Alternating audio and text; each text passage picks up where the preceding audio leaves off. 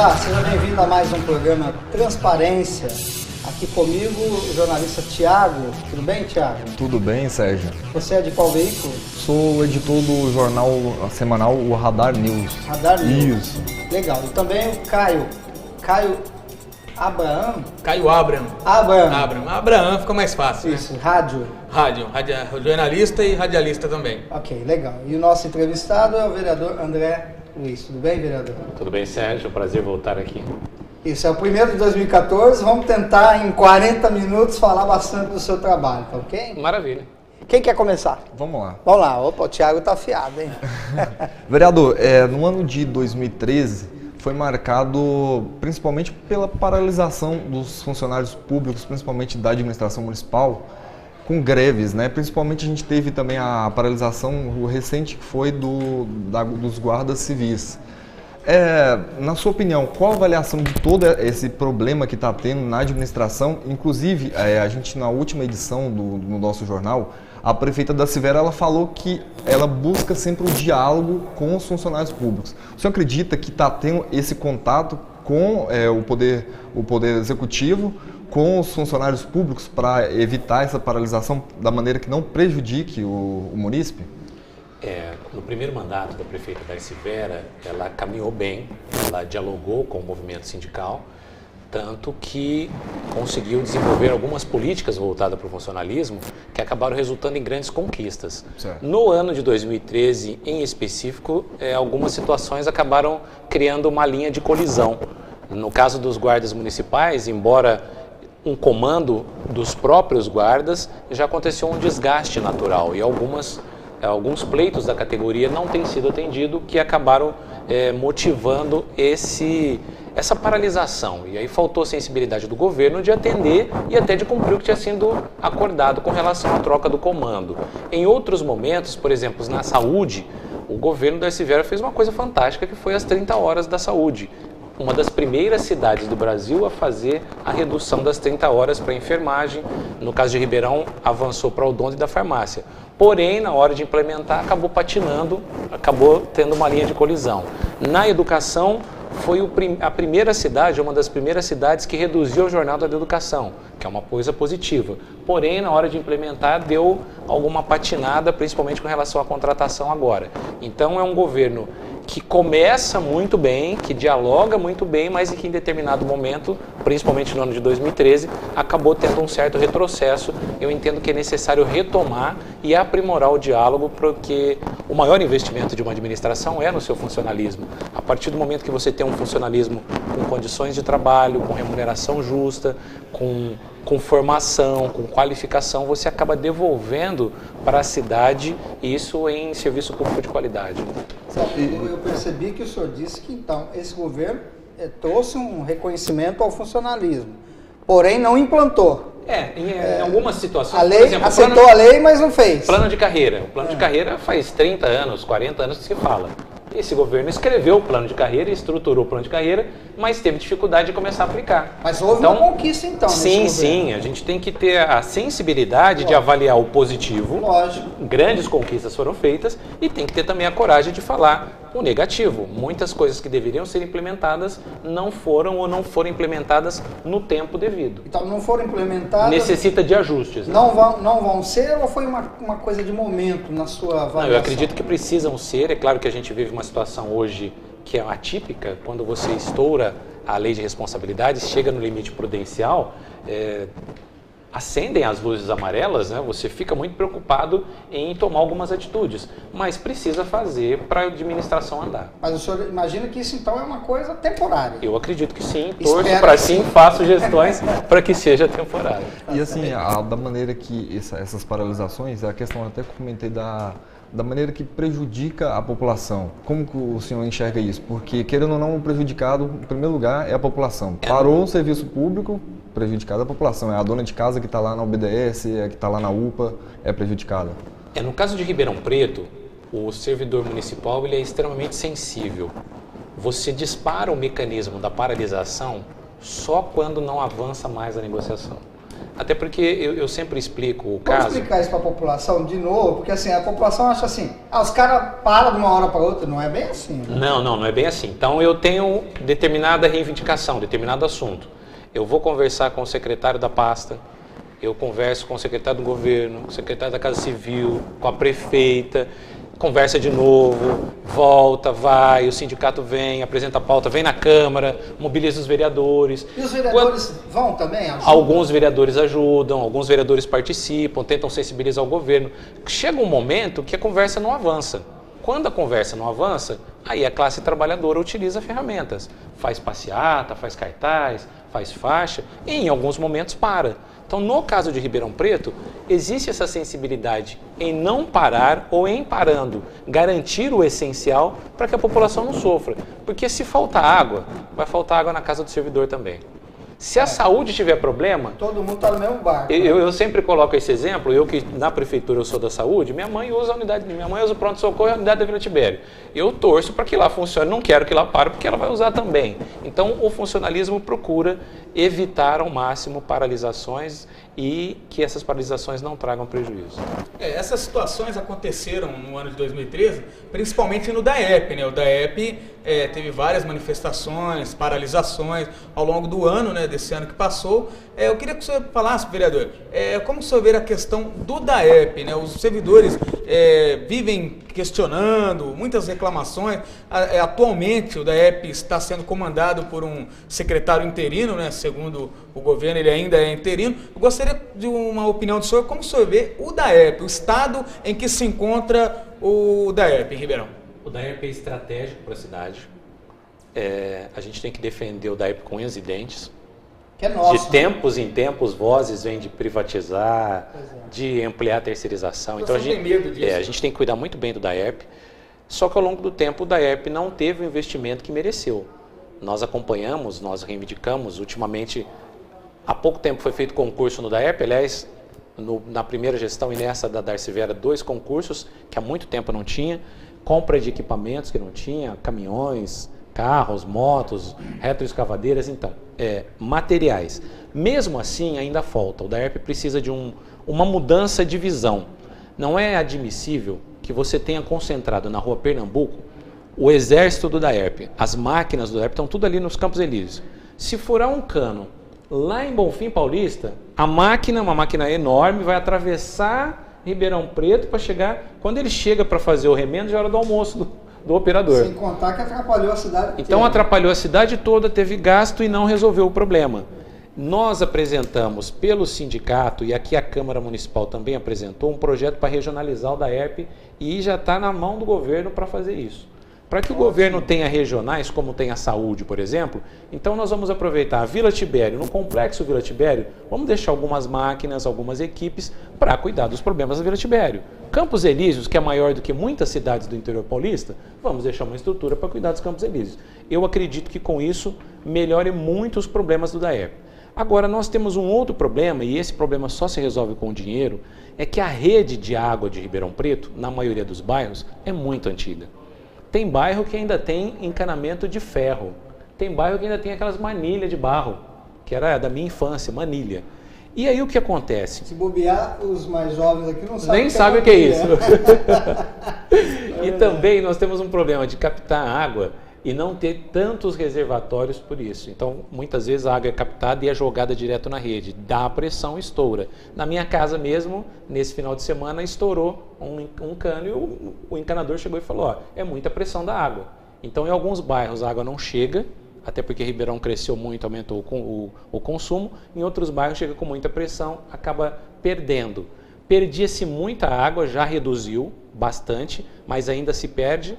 Eu apresentei um projeto, na época do Gasparini, o sindicato apresentou, para Darcy também nós apresentamos um projeto de modernizar o DAEP, inclusive usando aquele método não destrutivo, para que você faça pelas calçadas o sistema de distribuição de água. Em casos de conserto não precisa arrebentar a rua, mas a gente precisa de mais investimentos nesse. Nós temos o problema das bombas do DAEP, e não é só na cidade de Ribeirão. Quem faz captação profunda, para você descer uma bomba e você subir uma bomba, às vezes demora 12, 20 horas movimenta uma equipe de 6, 8 pessoas. E nós tivemos muita queima de bombas. Até foi objeto de discussão aqui na casa o motivo que se acontece tanta coisa. Sim. Então o DAERP precisa ter um olhar mais técnico, ele precisa de mais investimento, mas eu acredito que água, um produto que algumas nações estão em guerra por causa de água, nós não podemos perdê-lo, nós devemos valorizá-lo.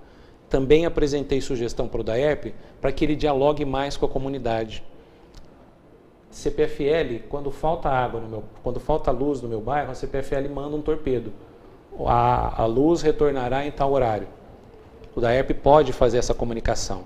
Quando o DAERP vai fazer o conserto de um encanamento, a equipe que chega para consertar, ela tem que explicar para a dona da casa, para os vizinhos ali, que ele vai fazer o conserto, ele vai esperar algumas horas ou alguns dias para ver se deu certo, se não vai estourar a rede de novo. A terra tem que compactar. Depois tem que vir uma outra equipe, jogar a terra, jogar pedra, jogar argamassa e aí vai ficar bom. Que é uma coisa que a população não entende. Eles acham que o DAERP tem que abrir o buraco e já fechar no outro dia. Não é bem assim. E aí, se fizer no mesmo dia ou no outro dia, vai descer, vai afundar e não vai dar certo. Tem um prazo de 1 semana, se eu não me engano, após... Mas é importante explicar. Você tem que chegar e avisar para a pessoa. Porque o que acontece? A pessoa fala, olha que porcaria, ficou esse tempo todo parado. Agora olha o que eu barro. E fica... E muitas vezes existem os multiplicadores, os colegas da imprensa que multiplicam, os vizinhos que multiplicam, as pessoas que multiplicam. E aí quem vive aquele problema, que a gente também tem que respeitar, nós enquanto vereadores, vocês enquanto jornalistas, vocês têm uma visão de cidade. Nós temos que olhar toda a cidade. Quem tem o buraco, o vazamento na porta dele, para ele aquele é o maior problema. Lógico. É o maior problema do mundo aquele. É verdade. Então ele tem que merecer a atenção de ser devidamente orientado, que aquele maior problema do mundo dele vai ser resolvido. Muitas vezes a comunicação ela é falha, né? Porque esse morador, ele, como o senhor mesmo colocou aqui, né? Ele liga, ele tenta entrar em contato com o DAERP não responde a ele. Aí é onde ele apela para a imprensa, para o vereador, principalmente, né? Os vereadores que sabem o senhor muito acha bem. Também, assim, igual ele está comentando, a questão da comunicação não deveria aumentar o atendimento por meio da população, porque às vezes a pessoa está esperando, acha que o resultado é imediato. Às vezes até passar isso para o munícipe é complicado ele aceitar que vai ter que esperar um prazo para resolver todo o problema. A ignorância gera sofrimento, isso é uma passagem bíblica. A gente tem que orientar as pessoas, sim, de que determinado tema vai demorar, mas vai ser resolvido. Não adianta também avisar que vai demorar e não resolver. Então eu tenho que chegar e falar assim, ó, daqui é igual quando você compra o sofá e o vendedor da loja fala, amanhã tá lá. Aí demora 10 dias, o sofá não chega. É importante explicar o porquê vai demorar também. Exatamente. Demora a tapar o buraco, não pode tapar porque tem que compactar. É a primeira vez que eu vejo uma explicação assim. Então não falta um pouquinho da publicidade? Precisa direcionar. A gente tem a prefeitura tem uma coordenadoria de comunicação social, ela tem um recurso financeiro para aplicar quando as pessoas falam, não é em propaganda, é em comunicação. Precisa comunicar, precisa passar para a imprensa. Nós que apresentamos programa de rádio, quando chega o release falando, hoje vai faltar água nos Campos Elíseos, nós vamos avisar no rádio, hoje vai faltar água nos Campos Elíseos. Pode ser que a pessoa não ouve rádio.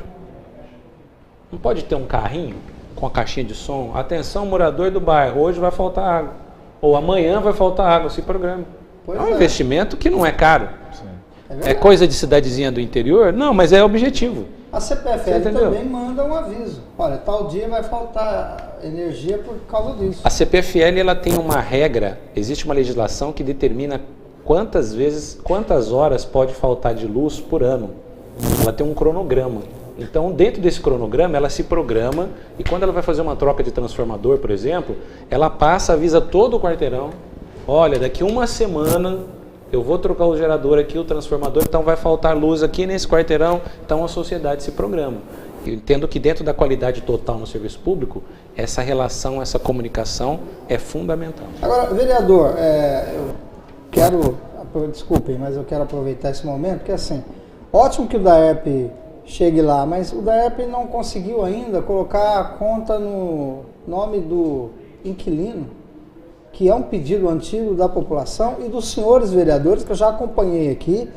Já teve até reuniões aqui de todos os vereadores falando precisa, não consegue. O que esbarra na lei, esbarra A alegação Uma questão sempre técnica. a alegação sempre que esbarra na lei e a visão de Ribeirão Preto é que a dívida de água é do imóvel.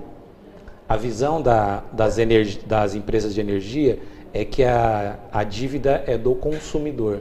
A gente precisa mudar esse paradigma. Essa visão não é uma visão antiga, não? Porque o mundo mudou, vereador. Até porque virou uma cultura assim, muito inquilino, ele fica determinado tempo na casa, ele não paga nada, ele sai para a outra, não paga nada, ele sai pra, ele nunca paga nada.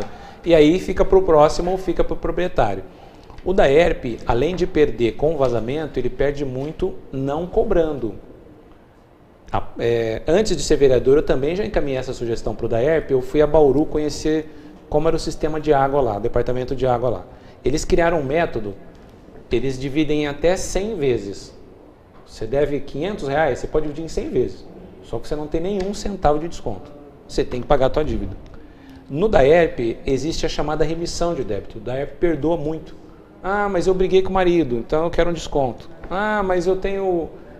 meu filhinho está novinho aqui. Então, o que acontece é que muita gente não paga água, muita gente faz ligação dupla, muita gente tem o araminho enfiado no relógio, no hidrômetro, e isso não é justo, não é justo com o coletivo todo. É claro que se tem uma pessoa, se é uma casa que tem um acamado, não tem renda, é uma extrema pobreza, ele deve ter o direito sim de ter o fornecimento de água. Lógico. É uma questão social, mas tem muita malandragem. Infelizmente. E é comprovado essa malandragem. Muita gente faz essa ligação aí por baixo do pano, né? Muita gente. E aí no final, juntando esses problemas históricos, essa falta histórica de investimento, esse consumo desenfreado e esses meios de sabotagem ou esses meios de burlar o consumo. Qual que é a consequência disso?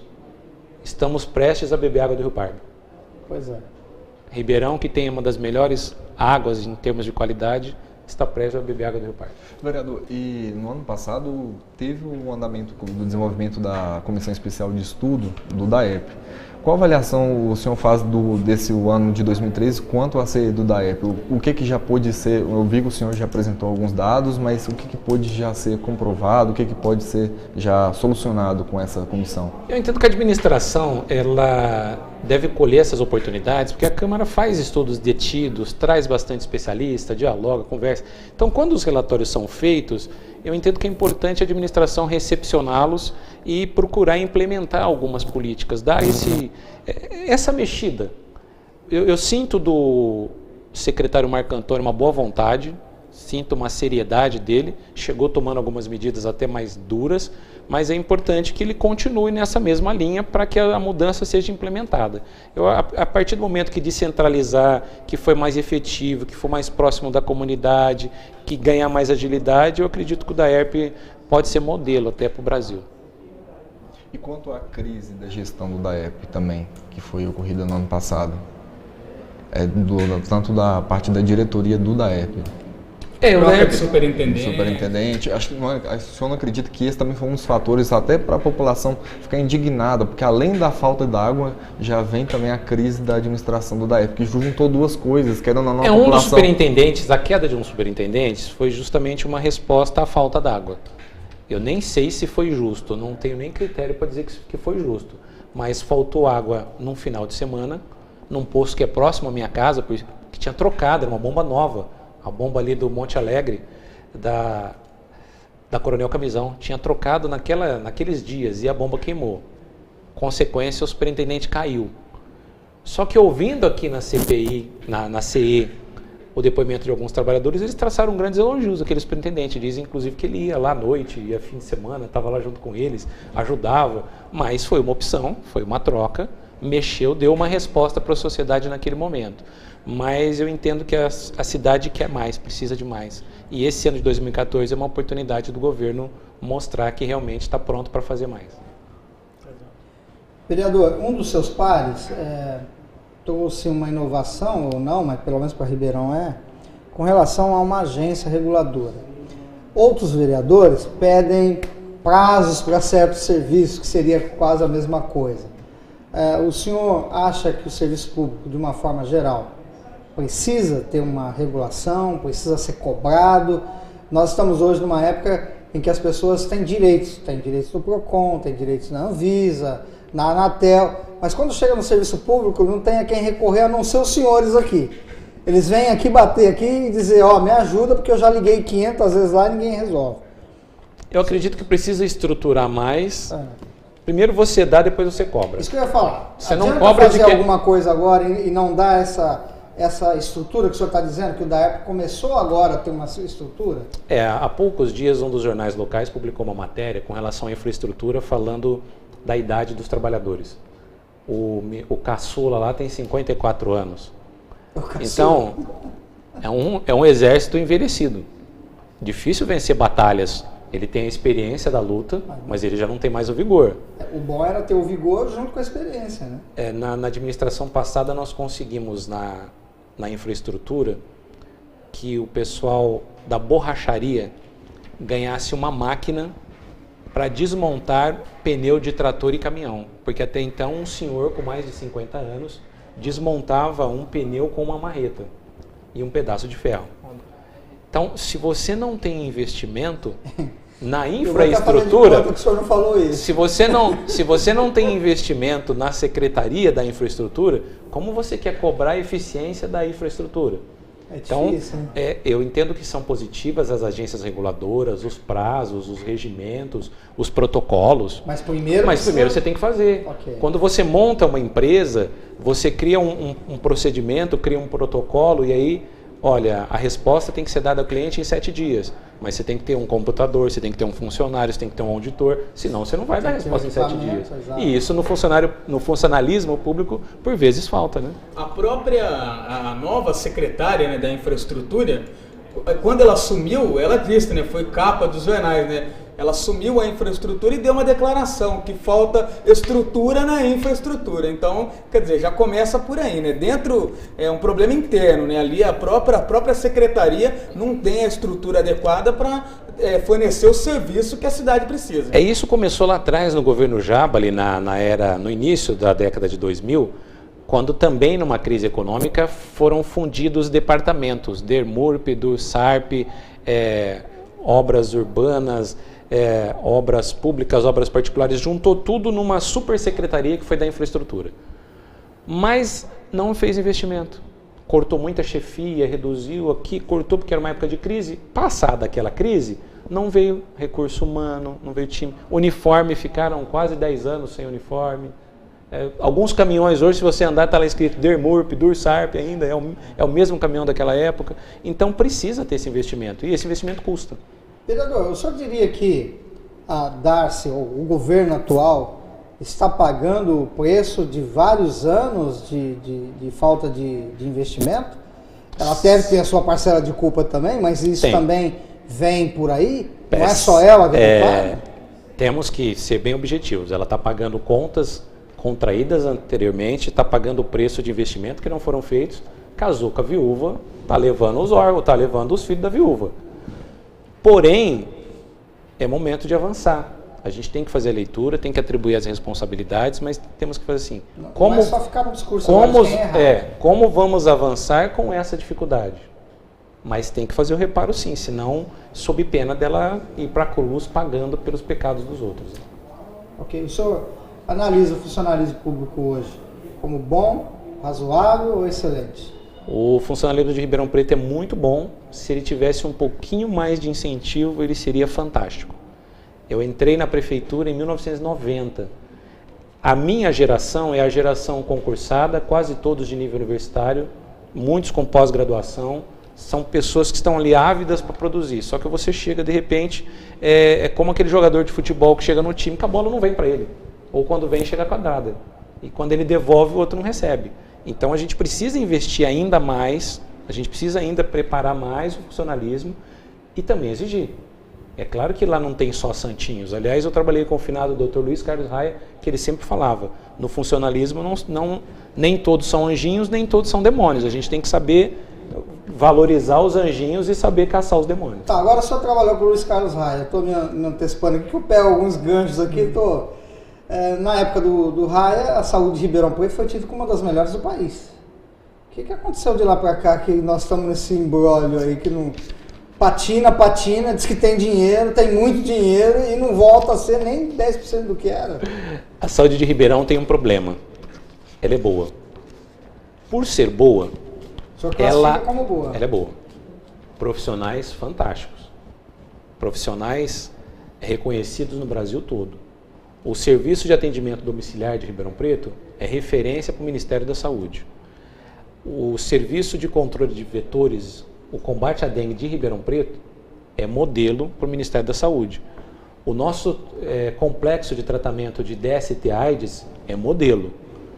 Por ser bom, todo mundo vem para cá.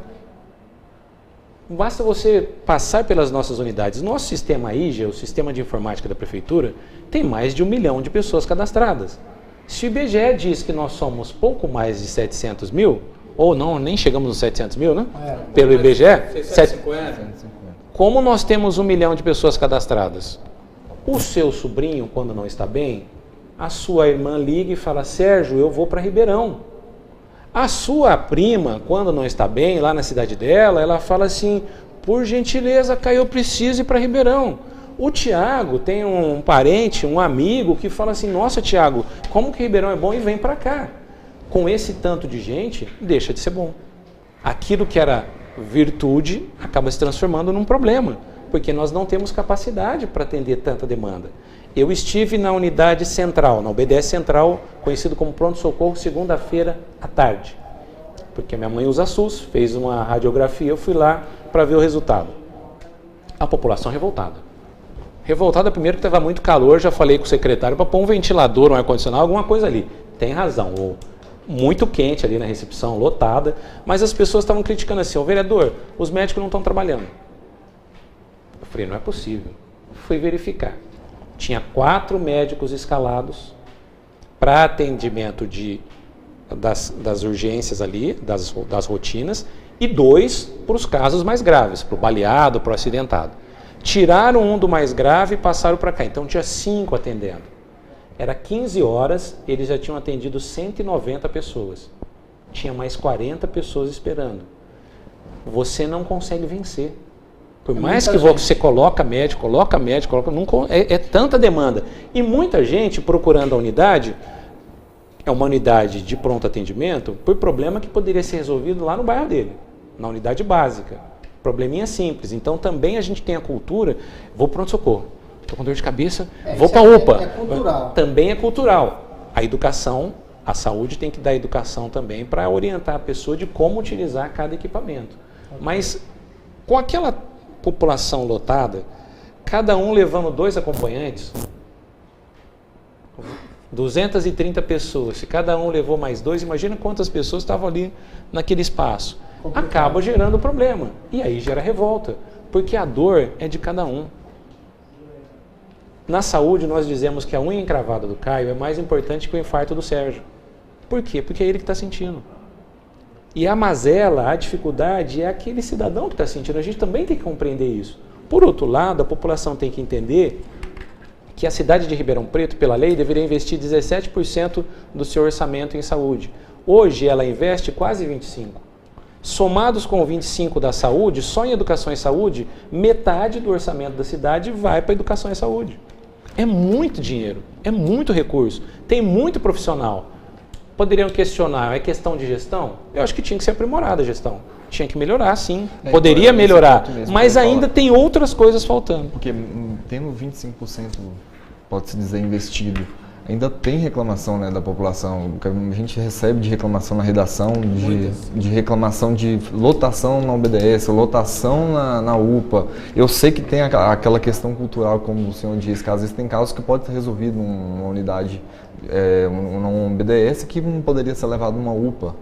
Então, assim, eu sei que está tendo essa questão da cultura, que pode se dizer, mas por que tanto problema, tanta reclamação com lotação, demora para o atendimento? Mas se percebemos, essas reclamações já chegaram aos convênios. Os convênios hoje estão lotados, as reclamações estão em Ribeirão Preto mesmo, já vários convênios foram até suspensos. O convênio nasceu com o nome de assistência complementar, é saúde complementar. Aliás, existe até uma agência de saúde complementar que regula o atendimento do convênio. Hoje ele que deveria complementar, ele também não está fazendo nem o serviço dele. Exato. Porque a nossa população está vivendo mais, porém ela está adoecendo mais, ela tem outros problemas, muitas vezes o médico fala, a gente fica até bravo. Ah, mas isso é psicológico, a senhora não está com essa dor, é psicológico. A gente vive uma época em que o ser humano, ele anda revoltado. Tem gente que vai na unidade de saúde, Sérgio, se você sentar ali um dia, ela vai só para desabafar. Ela vai para ter um contato, porque alguém dá atenção, e a saúde é uma porta que fica aberta. Ela não conversa com o filho, ela não conversa com o marido, ela sente uma dor no peito, ela entra ali, vem alguém, toca, dá atenção, dá carinho, dá atende. Ela já sente uma melhora. Por isso que a gente tem que disparar outros mecanismos. Um investimento grande é o PIC, por exemplo, Programa de Integração Comunitária. Eu faço lá na Vila Tibério, tem algumas senhoras que vão lá, 3 vezes por semana elas vão, 1 hora faz o exercício, conversa com a amiga, não tem problema de pressão, não tem dor de cabeça, não tem essas coisas leves. A gente tem um problema também da medicação. Hoje a rede dá muito medicamento e tem gente que tem a necessidade de medicamento. Ontem eu conversava com uma senhora, ela falava, vereador, me arruma aqueles comprimidinhos de farinha para eu dar para o meu marido, porque meu marido ele arruma tanta dor e enquanto eu não dou um AS para ele, desculpa a propaganda, ele não melhora. Olha só como nós chegamos.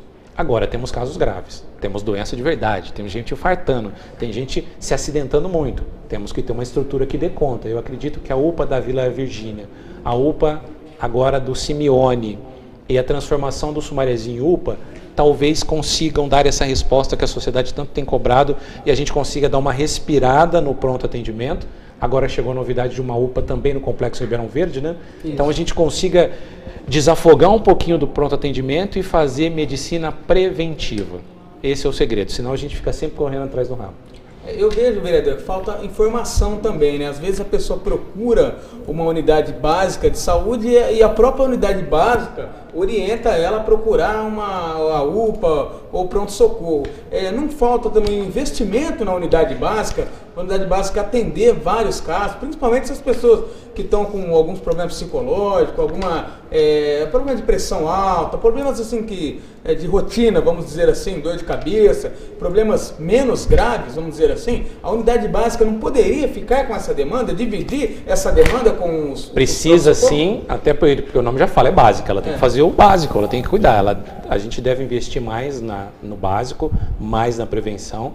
Eu apresentei um projeto de lei que se transformou em lei, mas precisa ser implementado, Canal Saúde. Quando você está lá na unidade sentado, ou não tem nada, você está olhando para a parede, ou tem uma televisão que está passando um desenho animado. Passar informações de saúde. Use menos sal na comida. Cuidado com o açúcar. Nos espaços de divulgação, nos programas de rádio, de TV, investir mais em divulgar a saúde para que a população saiba o que é a unidade básica, o que ela atende, quando que eu vou no pronto atendimento, CAPES, o que é isso? Até saúde mental, aonde tem saúde mental? Né? Exato, abertura. A saúde tem várias portas. Em qual porta eu me dirijo para determinada situação? Isso é importante, inclusive no momento de desespero, para eu não ir no lugar errado. Exato. Às vezes eu estou levando na expectativa de que ali vai ter um atendimento e não tem. Então eu tenho que... Isso é um investimento. Eu acho que é um grande... Nesse quinhão aqui que eu falei, nessa porcentagem de recursos, em educação para a saúde, tem que ser um recurso bem empregado. Vereador, agora nós só temos mais 10 minutos, menos de 10, e o senhor só respondeu coisas de prefeitura. O senhor nem é o prefeito e está respondendo pela prefeitura. Vamos falar aqui do legislativo. Também é natural. Muitas vezes, eu brinco, Sérgio, ninguém encontra a presidente Dilma. Poucas pessoas encontram o governador. Alguns encontram o prefeito, mas o vereador todo mundo encontra. Então quando pega, ele tem que dar... Não foi diferente aqui, né? Todo mundo me cutucando pelas coisas do executivo. Exato. Vamos falar de 2013 do legislativo. Como é que o senhor analisa o nosso legislativo? Foi bom, foi mal? Se saiu bem? Como é que... Foi um ano interessante. O senhor já faz uma análise sua também. Quantos projetos? O que foi mais importante? Foi um ano interessante porque vem de renovação. Então a gente pega uma Câmara que em 2008 foi bem renovada. Agora ela tem mais renovação, uma Câmara nova. E que ela viveu um momento interessante que o próprio país viveu, que foram das manifestações de junho e julho. E até então foi a Câmara mais receptiva, que abriu a porta, que deixou a comunidade interagir, que deixou as pessoas usarem a tribuna, que manifestaram. Foi um ano bom. No final, no último mês, nós tivemos aqueles incidentes aqui até desagradáveis, uma violência extremada, até desproporcional. As pessoas não, pelas matérias que estavam colocadas, aquela violência foi desproporcional. Então esse talvez fosse o reparo para se colocar no ano de 2013. Mas foi um ano de grandes embates, CPIs abertas, CEs, oposição e situação se manifestando, se mobilizando, uma grande presença. Vocês passaram um ano aqui praticamente, né? Foi um ano bom. Mais do que isso, foi no Brasil em geral, foi um ano estranho. A gente tinha um grande avanço do povo na rua, do anseio popular, manifestando a sua indignação, mas essa movimentação toda acabou corrompida ou acabou maculada por pequenos grupos de aproveitadores que acabaram distorcendo isso. E aí perdeu aquele compasso de transformação. Eu acho que a gente pode retomar as agendas, as pautas que a sociedade tem cobrado, e 2014 que ele seja um ano mais produtivo. Vamos manifestar indignação, sim, vamos, mas vamos produzir um pouquinho mais. Eu cito um exemplo que eu assisti agora há pouco no jornal. Teve no Rio de Janeiro um tiroteio, uma pessoa tomou um tiro de raspão e a comunidade foi lá, quebrou várias coisas, pôs fogo num monte de coisa, porque estava indignada porque o rapaz tomou um tiro. Isso não é solução. Tem que ser indignada, tem que cobrar quem atirou porque atirou, tem que fazer um inquérito, tem que ser julgado, tem que ser preso, tem que ser punido, mas não dá também só para a gente ficar no protesto. Então, em Ribeirão Preto, tem que ter o momento do protesto, tem que ter o momento da cobrança, mas tem que ter o momento de desenvolver uma agenda. Parlamentares, executivo, sociedade civil, movimento organizado, e nesse sentido eu falo da importância dos conselhos. Os conselhos têm que ser mais produtivos, mais propositivos, para que a gente consiga avançar. Se a gente vive uma crise econômica, se a gente tem alguns problemas administrativos, a gente não pode ficar só no problema. A gente tem que buscar junto a construção dessa solução. A oposição cobrando, a base ajudando, a imprensa fiscalizando, o Ministério Público atuando, o cidadão comum falando, mas no sentido de avançar, não só no sentido de ficar rodando em torno do problema. Eu tenho feito um trabalho de clínico geral, eu tenho atuado em várias áreas, eu gosto de trabalhar em vários assuntos. Com relação ao funcionalismo, a gente tem apresentado alguns projetos, mas para a administração, também alguns projetos mais alinhados com a agenda do trabalhador. Por exemplo, no Brasil se combate o trabalho escravo. Então eu apresentei um projeto de lei para que empresas que sejam denunciadas por má condições de trabalho sejam proibidas de prestar serviço para a prefeitura. A gente está cuidando de uma agenda trabalhista, está cuidando de uma agenda administrativa, está colaborando com a cidade.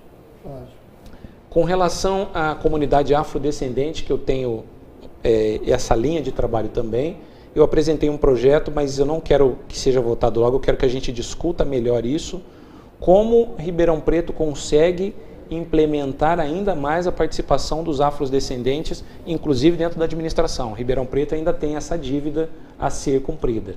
Dentro da relação do funcionalismo, que vocês perguntaram se o funcionário é bom ou não, um dos grandes problemas que nós temos é do assédio moral. Então eu apresentei projeto também para que a gente regulamente o combate ao assédio moral dentro do funcionalismo. Falando nisso, né, vereador, até está completando 25 anos, né, da lei de combate aos crimes raciais. Como que está sendo em Ribeirão, assim, na sua Ribeirão opinião? Preto está devendo. Ribeirão Preto tem que ter o Conselho da Igualdade, que ficou muito tempo desativado. Agora a gente está tentando, ele deve voltar agora para os próximos dias. Deveria ter uma secretaria, ou pelo menos uma coordenadoria, uma pasta que cuide disso, para que a gente tenha a igualdade de verdade. No meu primeiro ano aqui na Câmara, eu fiz um projeto que garante a presença do negro nas propagandas, na publicidade institucional. Porque quem olhava os materiais da Prefeitura de Ribeirão até então achava que aqui só tinha loiro, ruivo, oriental, o negro nunca, a figura do negro nunca aparecia. E Ribeirão tem feito isso agora, mas precisa ainda mais. A gente ainda tem uma sociedade de exclusão. Quem roda nas periferias, vocês como jornalistas atuantes estão sempre rodando, vocês percebem que Ribeirão Preto tem diferenças muito gritantes ainda. Eu tenho que, infelizmente, cortar vocês e dar ao vereador alguns segundos aí para falar com o munícipe, né? Porque já deu 40 minutos do nosso programa. Parece que não, mas vamos ter que convidá-lo para mais um programa. Então Então esteja à vontade para falar com o munícipe, dar o seu recado nesse começo de ano. Eu quero desejar um ano de muita prosperidade na vida de toda a população de Ribeirão Preto, que Deus seja generoso em bênção na vida de vocês, sabendo que teremos dificuldades para ser enfrentadas, mas é possível enfrentá-las, é possível superá-las, primeiro com o diálogo. Acho que o diálogo é o primeiro ponto para começar a superação. Quando a gente fala que a Câmara é a casa do povo, não é discurso vazio, é a casa do povo mesmo. Venham, participem, não só nas sessões, os gabinetes estão abertos, as nossas equipes estão na rua, nós estamos visitando a população na rua. Eu acredito que dá para melhorar de forma coletiva. Se for cada um pensando no seu umbigo, se for cada um pensando no seu partido, se for cada um pensando na sua projeção pessoal, nós não vamos conseguir. Mas se todo mundo mentalizar e cada um dentro da sua função, fala assim, o que eu posso fazer de melhor para o Ribeirão, eu acredito que 2014 seja um ano bom. Muito obrigado pela sua presença aqui no programa Transparência, viu? Obrigado. Obrigado, Thiago. Muito obrigado, Sérgio. Obrigado, Caio. Obrigado, Sérgio. E você que está aí na programação da TV Câmara, continue com a gente. Um abraço. Tchau, tchau.